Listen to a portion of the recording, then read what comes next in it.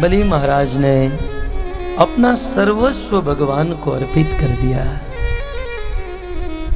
अपनी धन संपत्ति तो दे दी, अपना शरीर तक दे दिया। बलि महाराज आत्मनिवेदन के आचार्य है। वैसे तो ये नवदा भक्ति में अंतिम भक्ति है, आत्मनिवेदन। लेकिन आत्मनिवेदन के बिना नवदा भक्ति में किसी भी भक्ति संभव नहीं है।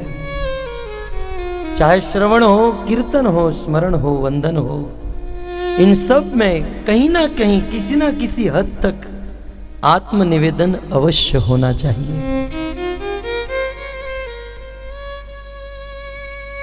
बिना आत्मनिवेदन के प्रभु की प्राप्ति नहीं हो सकती है। आइए कृष्ण जन्म और कृष्ण कथा की ओर अग्रसर हो, उसके पहले कृष्ण तत्व को समझने का प्रयास करें।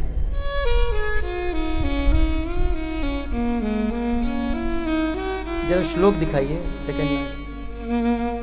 एते चांस कला पुंस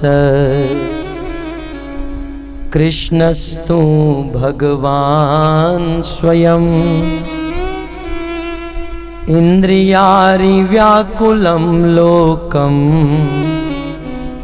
इंद्रियारि व्याकुलं लोकम मुड्यन्ति युगे युगे। कृष्ण तत्व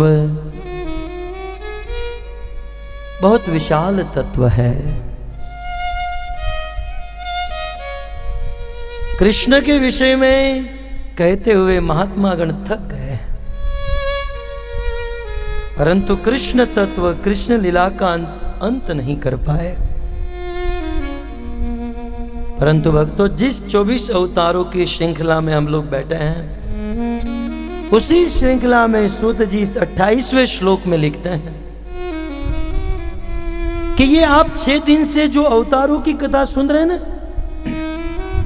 नरसिंह, वामन, वराह, राम, परशुराम, सनकादिक, नारद, ये सभी अवतारों का वर्णन करने के बाद सूत जी एक सिद्धांत देते हैं। और भक्तों, लीला के साथ सिद्धांत भी समझना होगा।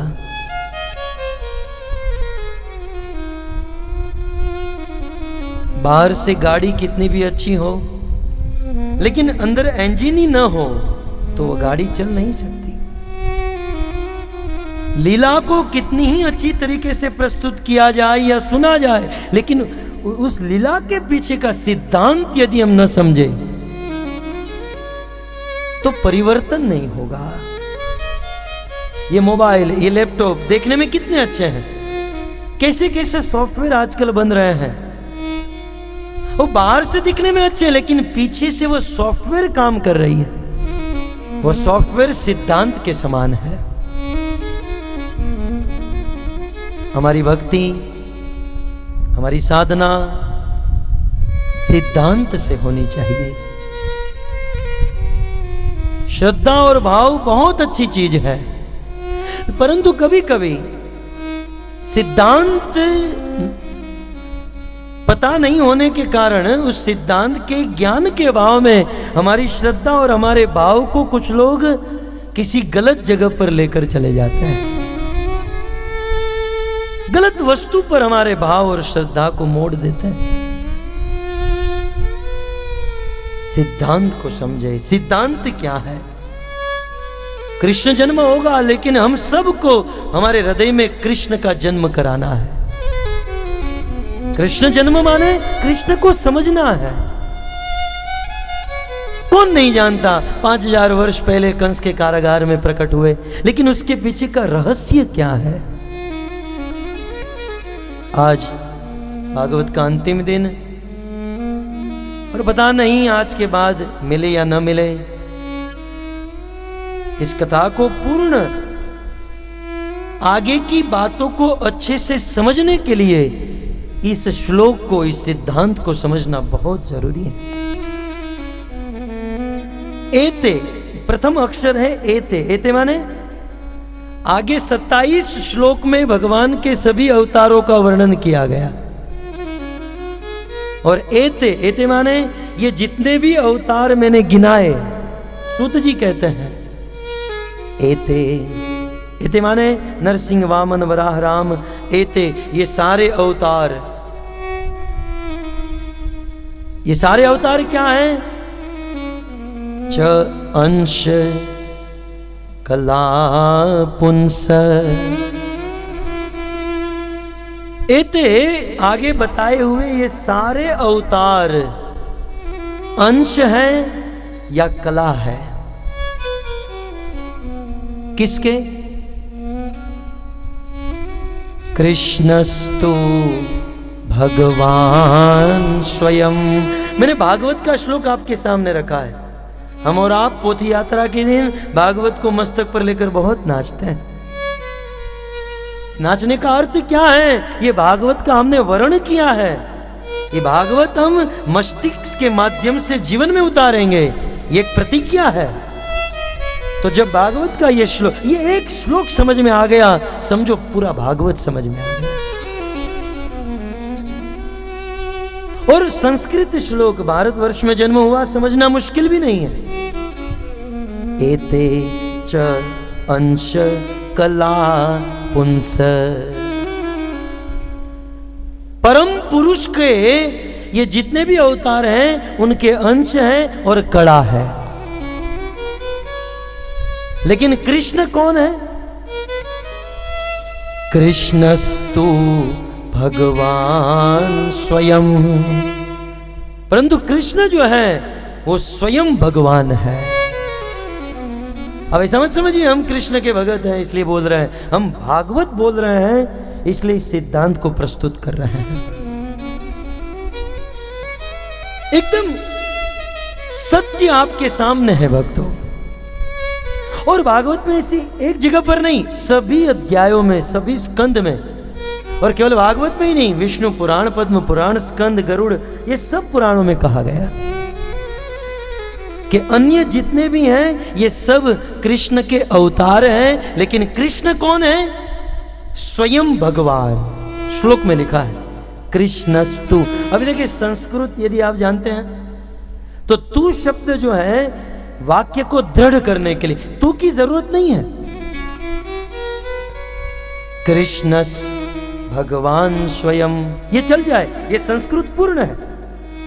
कृष्ण भगवान स्वयं, ये पूर्ण संस्कृत है। लेकिन तू शब्द एक्स्ट्रा जोड़ रहे हैं उसको दृढ़ करने के लिए कि कृष्ण ही भगवान है।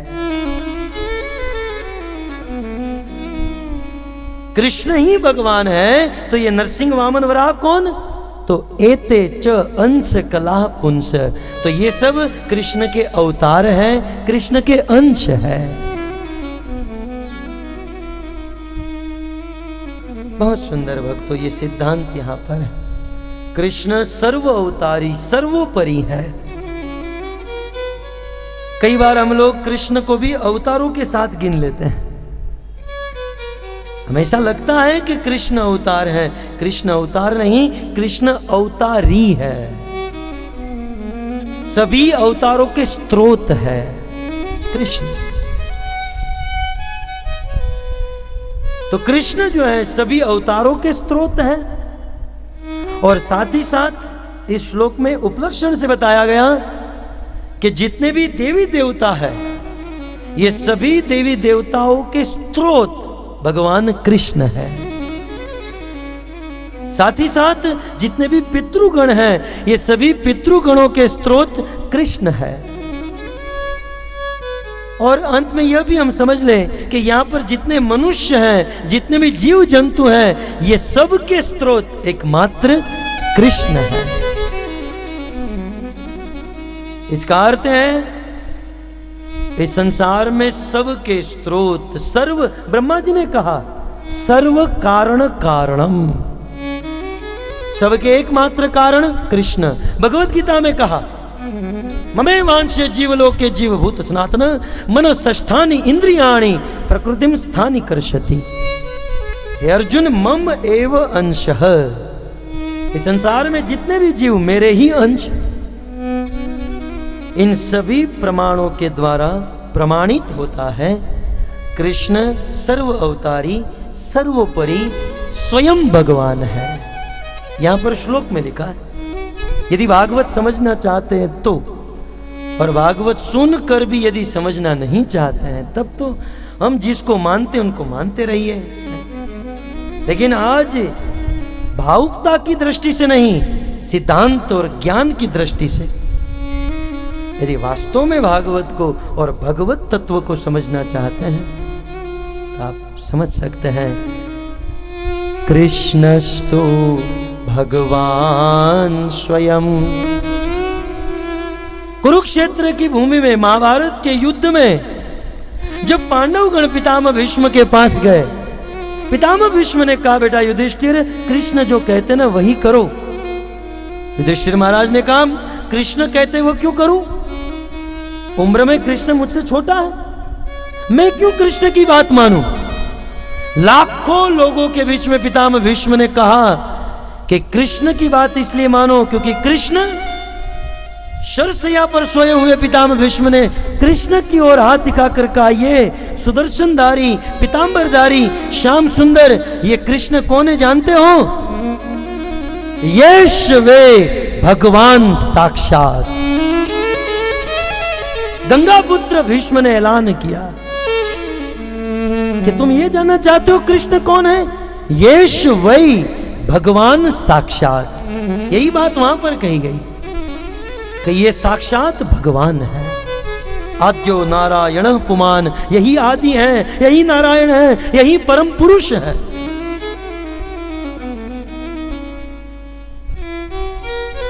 शिव जी ने कहा उमा कहूं अनुभव में अपना सत हरि भजन। इस संसार में सत्य परम सत्य एकमात्र हरि भगवान विष्णु राम या कृष्ण है। गर्भस्थ स्तुति करते हुए अभी कथा में हम सुनेंगे 33 करोड़ देवी देवता एक साथ कहेंगे सत्यव्रतम परम त्रिसत्यम। सभी देवताओं ने, ऋषि मुनियों ने, शास्त्रकारों ने कृष्ण को सर्व अवतारी सर्वोपरि स्वयं भगवान के रूप में प्रयुक्त किया है। श्लोक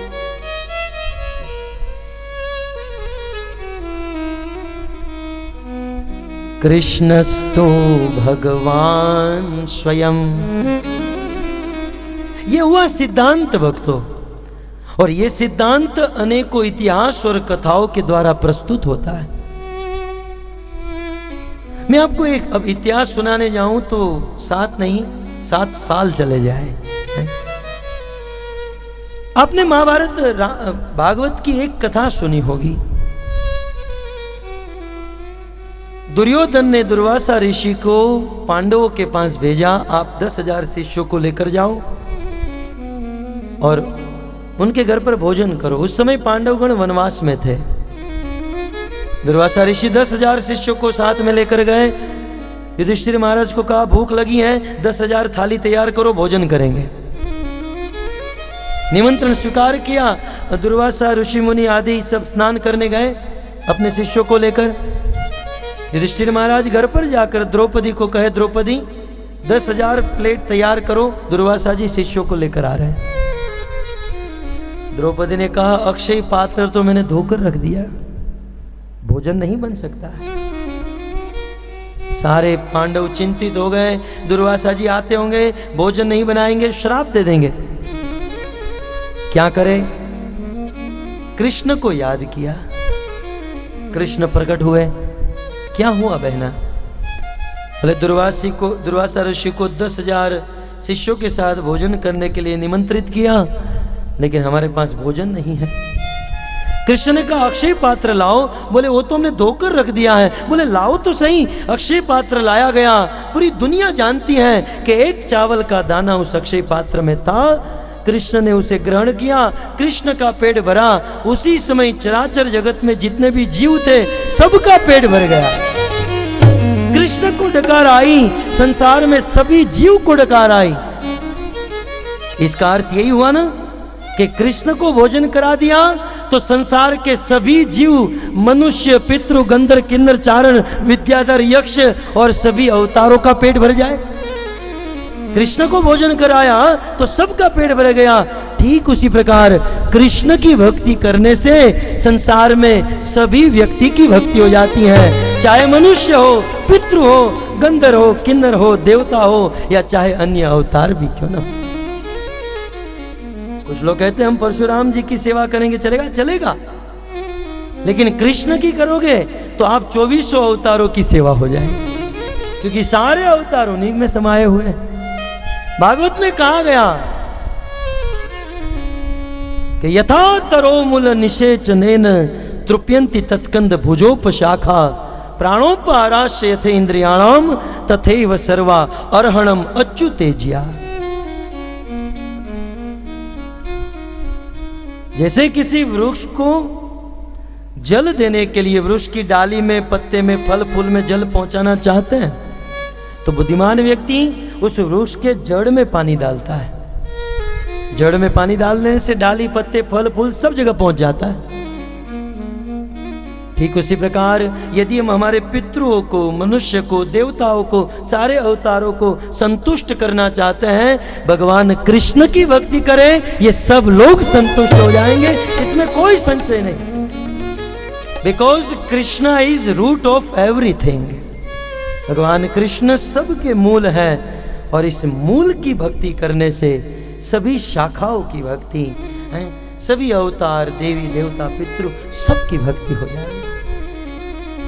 और दूसरी ओर यदि अन्य लोगों की भक्ति आप करने जाओगे, पूरा जीवन बीत जाएगा लेकिन एक देवता भी प्रसन्न नहीं हो पाएगा।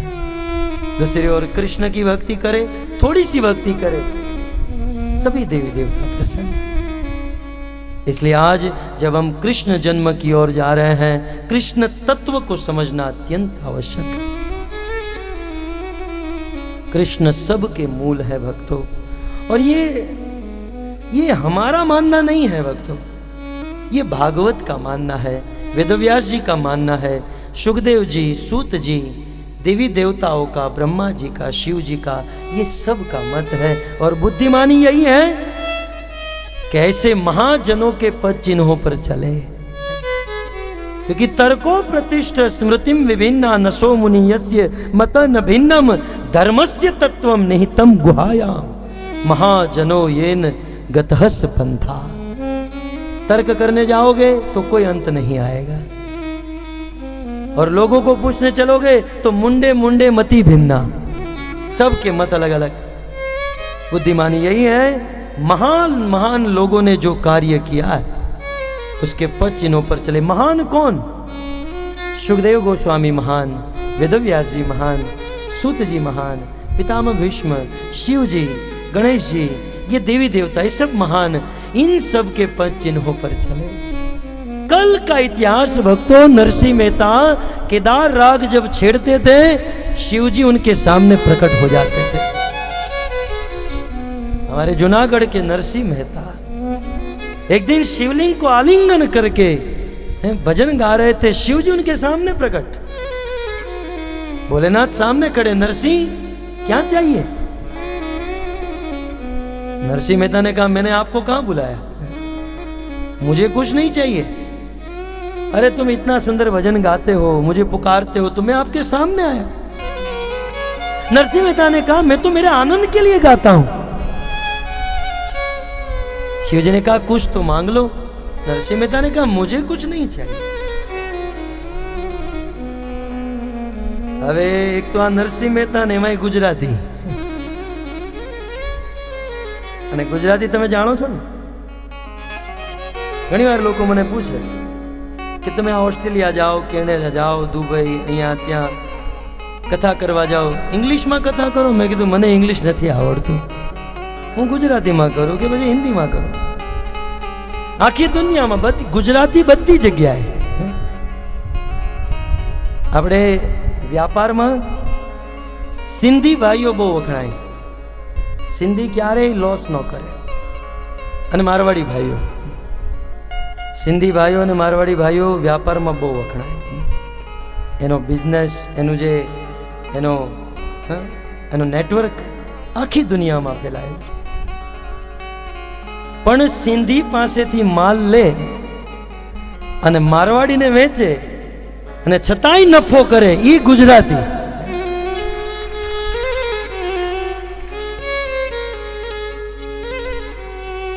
सिंधी से माल लेकर और फिर मारवाड़ी को बेचे, एमाय नफो,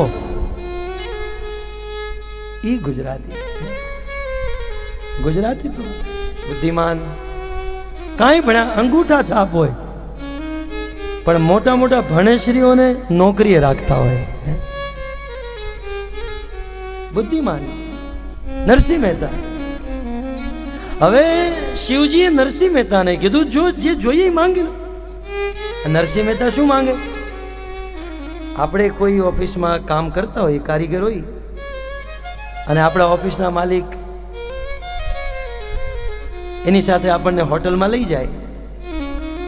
હોટલમાં, મોટી હોટલમાં તો 5 સ્ટારમાં તો પહેલી વાર જ ગયા હોઈએ. પછી આપણા બોસ ઈ માલિક હોય કે શું ખાશો, શું મંગાવશો, હવે આપણને તો ખબર જ ન હોય ને.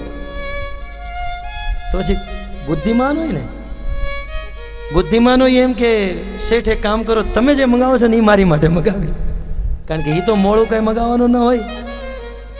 नरसिंह मेहता एवुं ज कर्युं.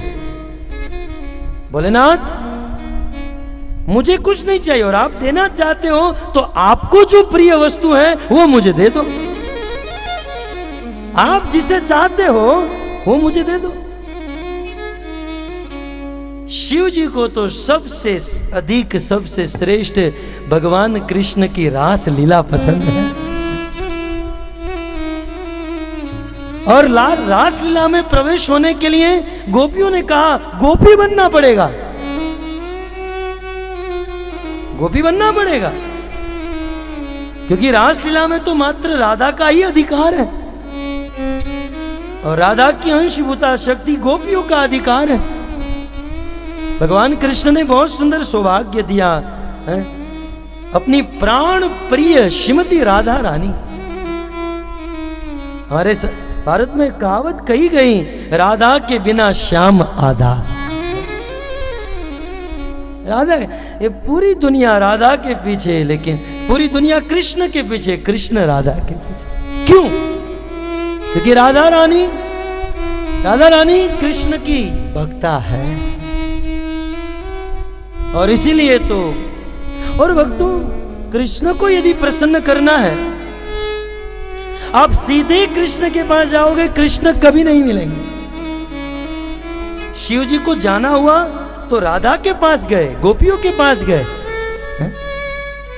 आज हमें भी यदि कृष्ण चाहिए, सीधे कृष्ण को पुकारो नहीं. इसलिए हरे कृष्णा, हरे माने राधे, राधे कृष्णा, श्री कृष्णा, या फिर हरे कृष्ण. सृष्टि के कार्यों में हो सकता है कृष्ण बिजी हो, और पुरुष है ना, हृदय कठोर भी हो सकता है, लेकिन राधा तो माँ है ना, माँ का हृदय कोमल होता है. जब राधा के साथ कृष्ण को पुकारते हैं तो राधा कहती है प्रभु अब आप आपके इस उपासक के सामने देखिए. आइए 2 मिनट के लिए राधा रानी का स्मरण.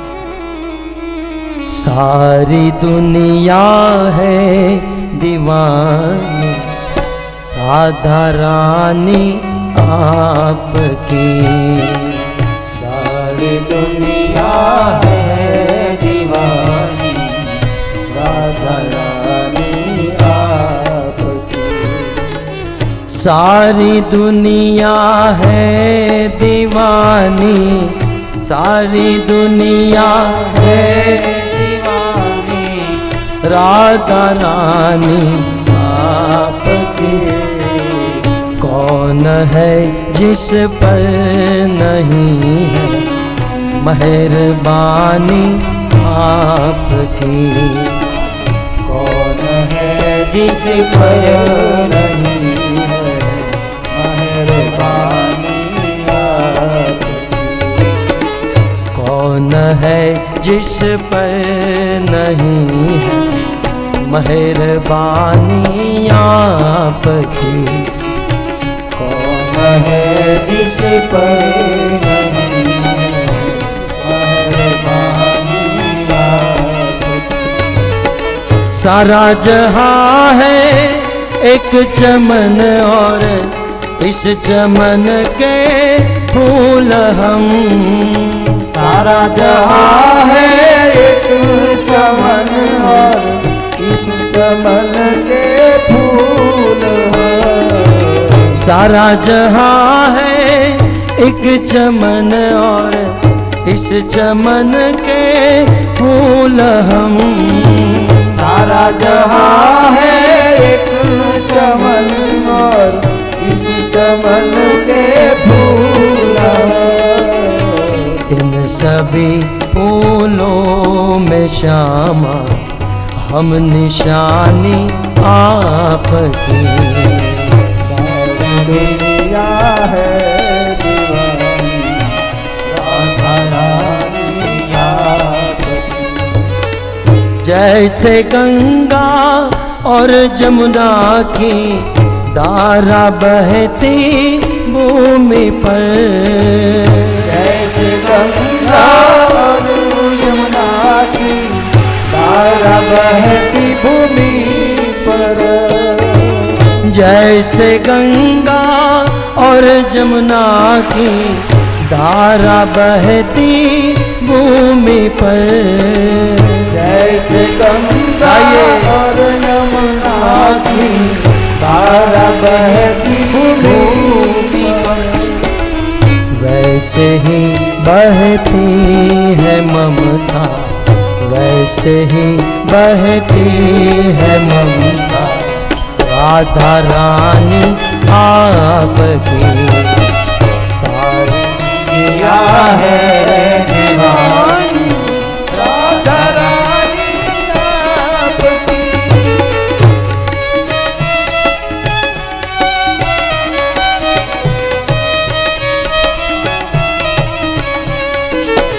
तन भी तेरा मन भी तेरा मेरा क्या है लाडली। मन भी तेरा मन भी तेरा मेरा क्या है लाडली। तन भी तेरा मन भी तेरा मेरा क्या है लाडली। तन भी तेरा मन भी तेरा मेरा क्या है लाडली। तेरा तुझको सौंपती, तेरा तुझको सौंपती हूँ यह निशानी आपकी। सारी दुनिया है दीवानी राधा रानी आपकी। श्री राधा रानी की। नरसिंह मेहता ने कहा आपको जो अच्छा लगता है मुझे दीजिए। शिव जी को रासलीला पसंद, नरसिंह मेहता के हाथ को पकड़कर रासलीला का दर्शन कराया। कृष्णस्तु भगवान स्वयं, कृष्ण स्वयं भगवान है। और इसलिए इस कलयुग में, कलयुग का एकमात्र सार भगवान का नाम। भागवत का अंत करते हुए सूत जी ने कहा,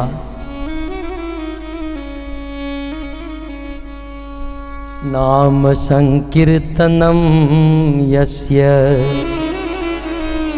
सर्व पाप प्रणाशनम प्रणामो दुख शमनम तम नमामि हरिम परम। कि जब कोई यज्ञ होता है और उस यज्ञ में किसी संत महात्मा का आगमन होता है तो वो यज्ञ पूर्ण माना जाता है। आज हमारा यज्ञ वास्तव में पूर्ण हुआ, सफल हुआ।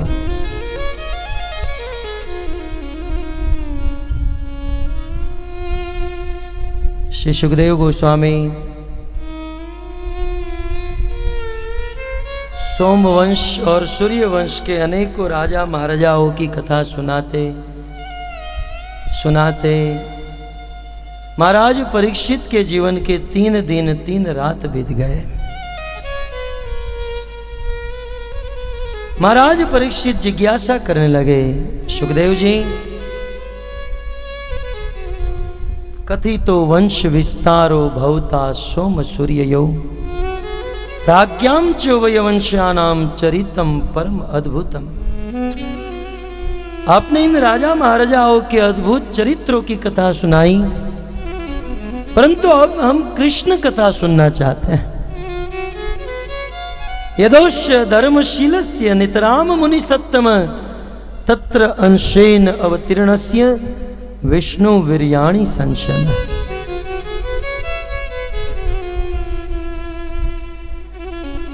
कृपया करके आप हमें कृष्ण कथा सुनाइए। यदुवंश में जन्म लेने वाले भगवान कृष्ण की कथा सुनाइए, क्योंकि कृष्ण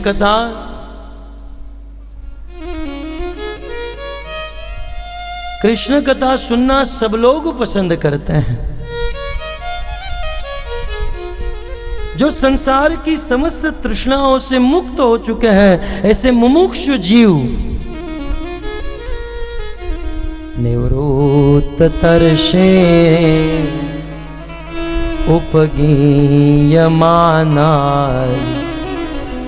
भवोषदाचो मनोभिराम।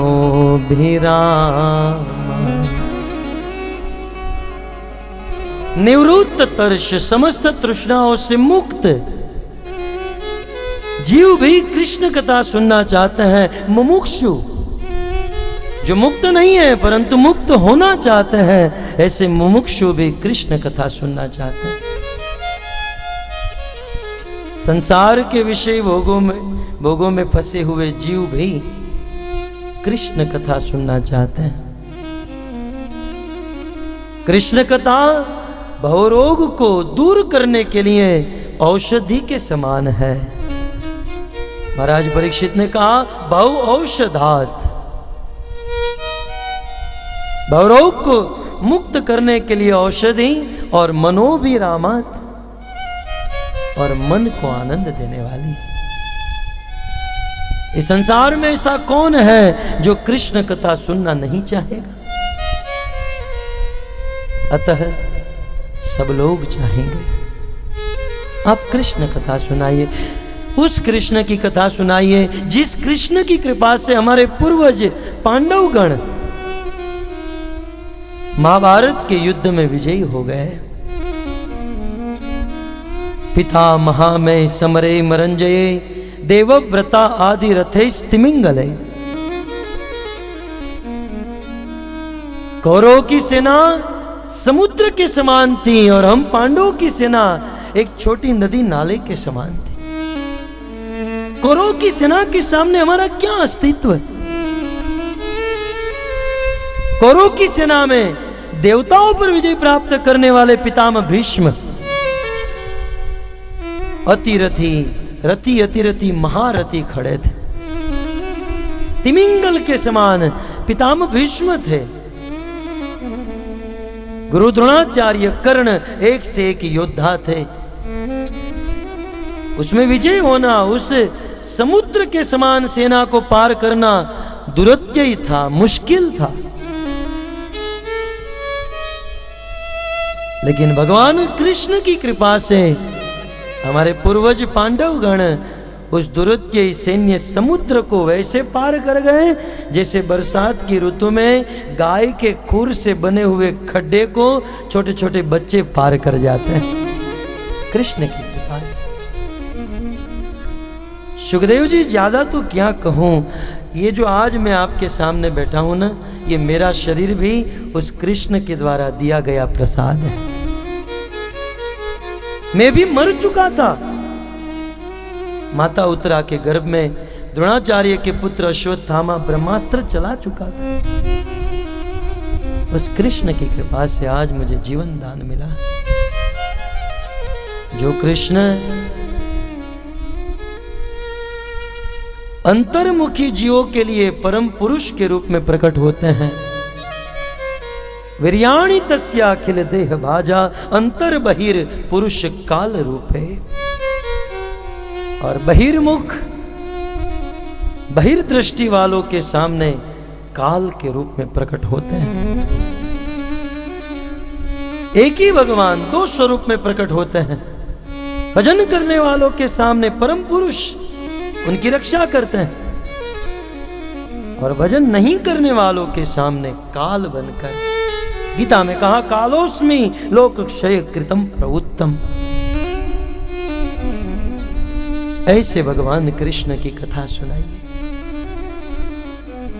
साथ ही साथ यह भी कहिए कि बलराम जी 2 मां के गर्भ में कैसे रहे। ब्रजे वसन किम करोत मधुपुर्याम च केशव। ब्रज में रहकर कृष्ण ने क्या किया, मथुरा में रहकर क्या किया, आप मुझे विस्तार से बताइए। जब इस प्रकार से महाराज परीक्षित पूछे, सुखदेव गोस्वामी ने कहा, परीक्षित आपने 3 दिन 3 रात से कुछ खाया नहीं, कुछ पिया नहीं, कुछ खा लो कुछ पी लो। परीक्षित ने कहा, नैषाद्य ही सहा शुतमाम त्यक्तोदम अपि न बाधते। सुखदेव जी मुझे किसी भी प्रकार की भूख और प्यास बाधा नहीं दे रही है। सुखदेव जी ने पूछा, वहां पर आधे दिन तक जल नहीं मिला, ऋषि मुनि का अपराध कर दिया और इतना बड़ा श्राप लग गया, और आज 3 दिन 3 रात से कुछ खाया पिया नहीं और तुम्हें भूख प्यास नहीं लगेगी, आखिर कारण क्या है? महाराज परीक्षित कहते हैं, पिबन त्वम त्वाम मुखाम भोजम च्यूतम हरि कथा मृतम। सुखदेव जी आपके मुख से, आपके श्री मुख से जरने की तरह जर्जर जर्जर जरते हुए कथा अमृत का पान कर रहा हूं। आप ही बताइए, जो अमृत पी रहा है वह पानी कैसे मांग सकता है? बस आप मुझे भगवत कथा रूपी अमृत पिला दीजिए। महाराज परीक्षित की जिज्ञासा सुखदेव गोस्वामी ने इस जिज्ञासा का अनुमोदन किया और कृष्ण कथा सुनाना प्रारंभ किए। हम भी कृष्ण कथा सुने। इस पृथ्वी पर अनेकों प्रकार का अत्याचार करने लगे। संक्षिप्त में इतना ही समझिए, उन पापों से आक्रांत पृथ्वी ब्रह्मा के पास गई। ब्रह्मा जी अनेक देवी देवताओं को साथ में लेकर क्षीर सागर के तट पर गए, पुरुष सूक्त नामक स्तुति किए। भगवान विष्णु ने कहा, बहुत जल्द हम अवतार धारण करने वाले हैं, आप निश्चिंत रहें। सभी देवता अपने अपने स्थान पर चले गए।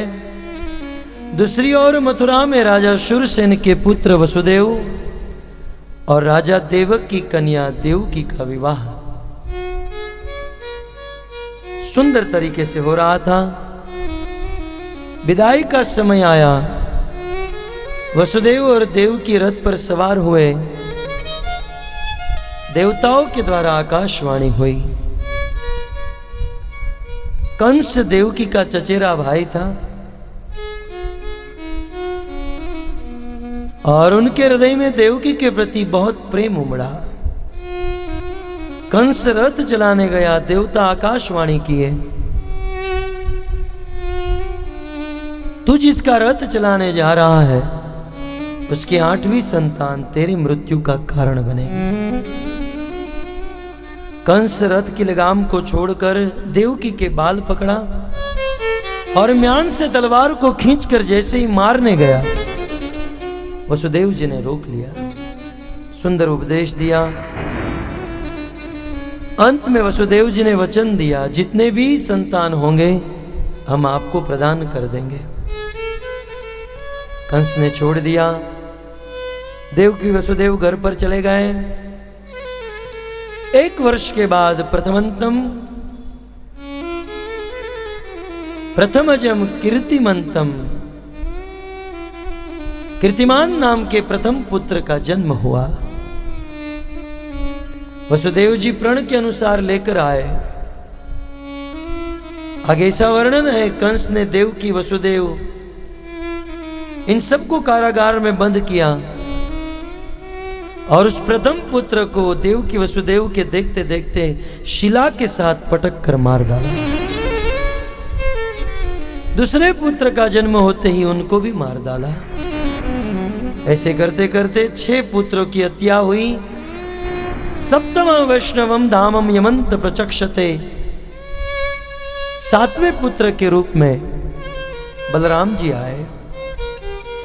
भगवान विष्णु के कहने पर योग माया ने उनको भी वहां से निकाल दिया। अंत में भगवान कृष्ण वसुदेव के मन में आए, वसुदेव के मन से देवकी के मन में, और देवकी के मन से देवकी के हृदय गर्भ में आए। देवकी के शरीर से अद्भुत प्रकाश निकलने लगा। सारे देवता भगवान की स्तुति करने के लिए आए। अस्तुति करहि नाग मुनि देवा,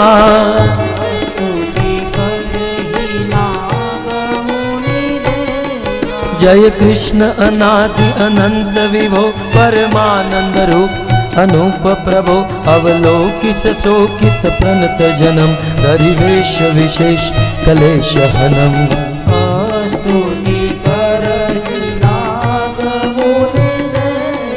जय सत्यमयम जप ज्ञानमयम, तप योग विराग सुध्यानमयम, धर्मादि सुकृत्य सुनेममयम, नितनो में सुभाव सुप्रेममयम।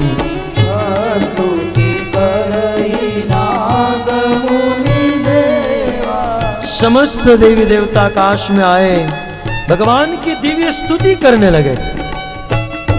स्तुति करके देवी देवता चले गए। सुखदेव गोस्वामी कहते हैं जिस समय भगवान प्रकट होने वाले थे उस समय प्रकृति पलट गई, काल सभी गुणों को लेकर विभूषित हो गया।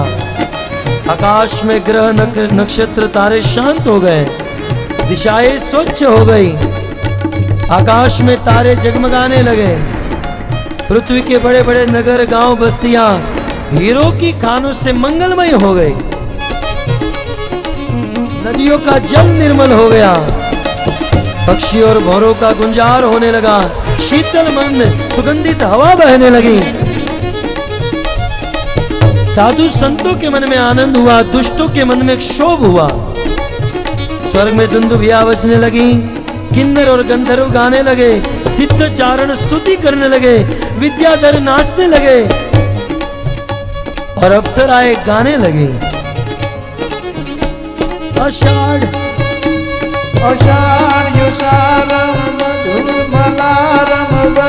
आकाश में वर्षा होने लगी।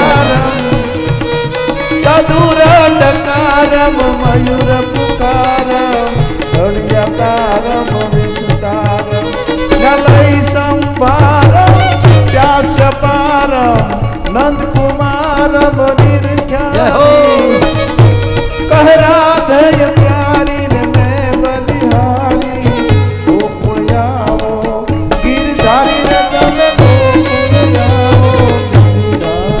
इस प्रकार रात के 7 मुहूर्त निकल गए।